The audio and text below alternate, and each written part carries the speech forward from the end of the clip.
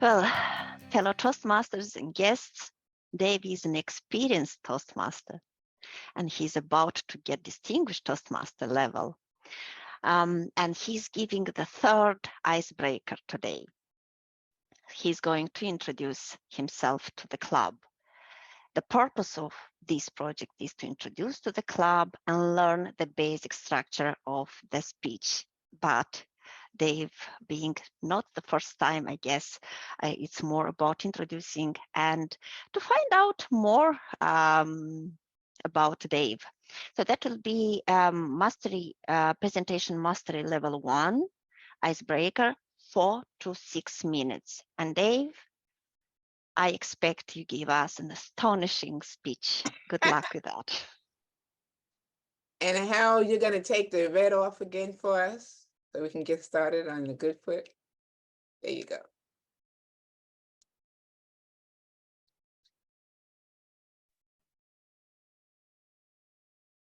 For me, yes. Can I ask you a personal question? How long does it take you to write a speech? Is it 10 minutes, an hour, a week? I'm going to let you in on a secret. It'll astonish you to hear that this speech has taken me 6 years to write. 6 years. Madam Toastmaster, fellow Toastmasters, welcome guests. On September 28th, 2016, I delivered my first Toastmasters icebreaker. In it, I spoke of some challenges that I faced early in primary school, grade school. I spoke very briefly of my grandmother and how she helped me turn a corner and get through those challenges. And I teased that I'd follow up in subsequent speeches, but I never did. I shied away from it because it always seemed too personal or maybe too emotional. Now, as I near completion of my Distinguished Toastmaster, it's well overdue. Josephine Joyce was born in April 1926, the same month as Queen Elizabeth. And all her life, she lived in just 2 houses, separated by less than a mile, in what was the outskirts of Cork City and now is considered part of the centre.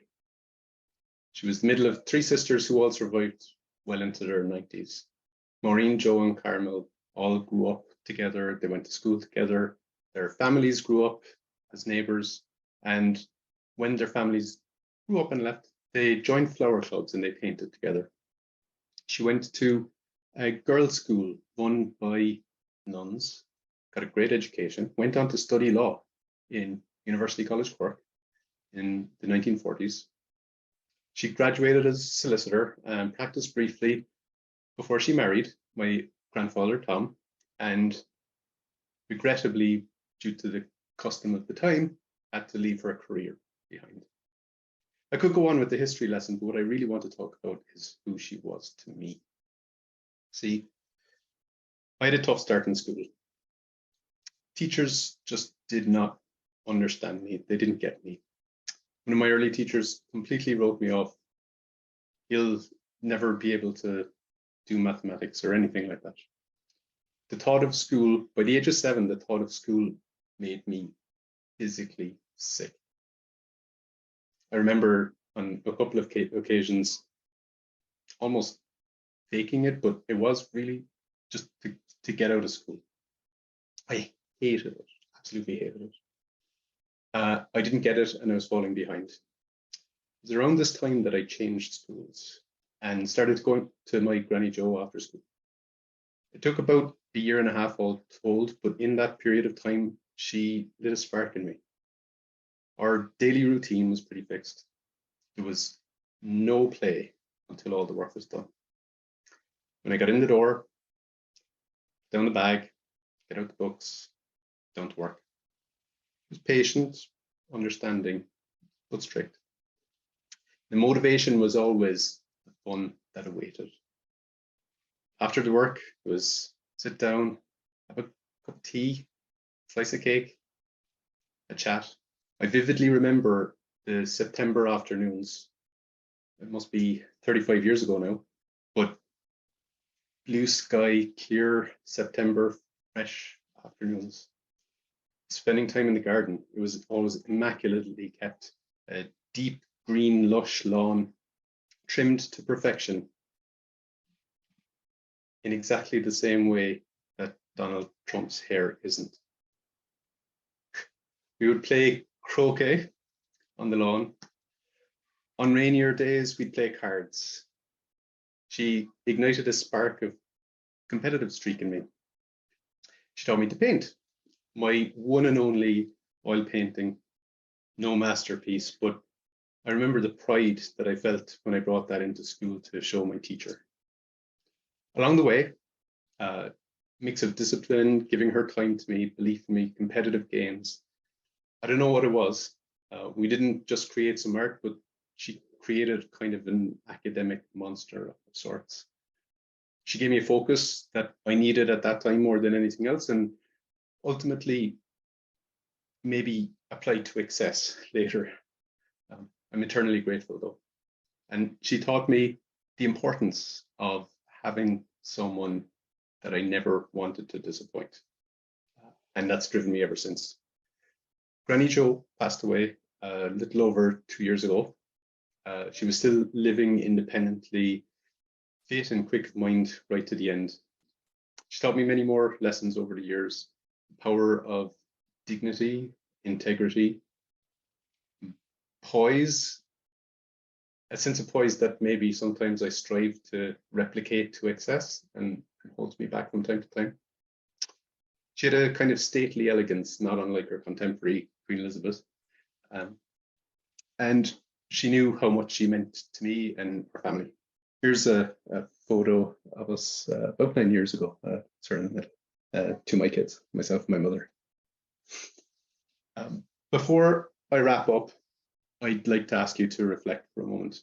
When I sat down to write the speech, it was intended to be a eulogy of sorts, but instead it's been an incredible learning and reflection experience. Who has changed your lives? Who are they? And how did they make you who you are today?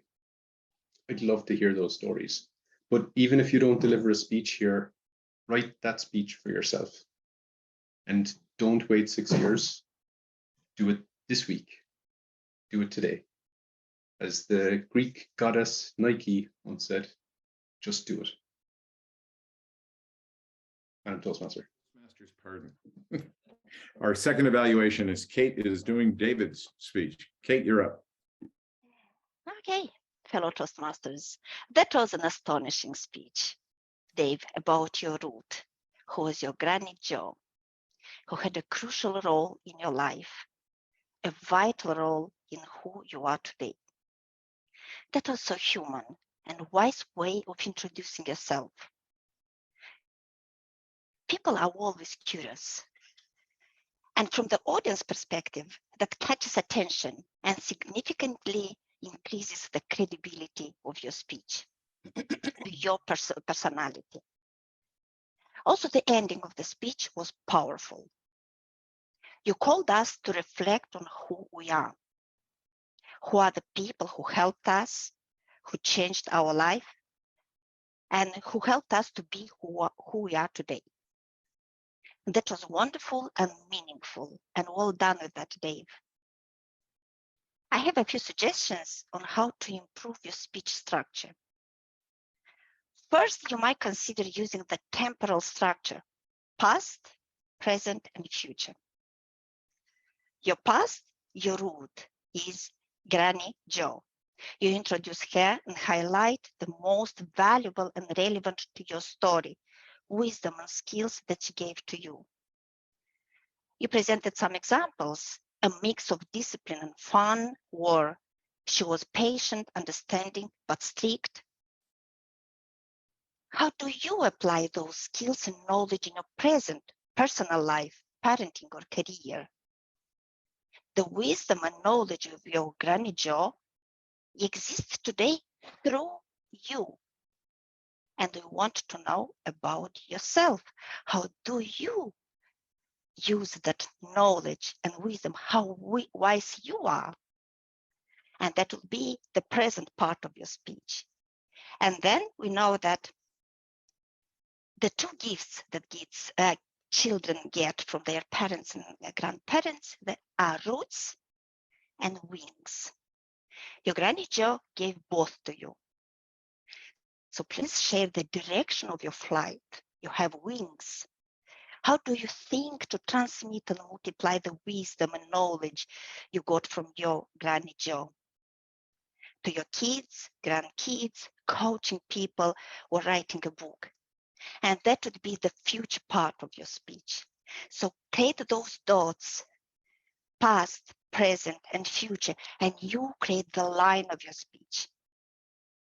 I firmly believe, that's an opinion only, that this structure will highlight even more the value of your Granny Joe. Also, that will show who you are, because this speech is about you. And overall, that will make your speech more meaningful and powerful. Also, you asked me to pay attention to the delivery of speech.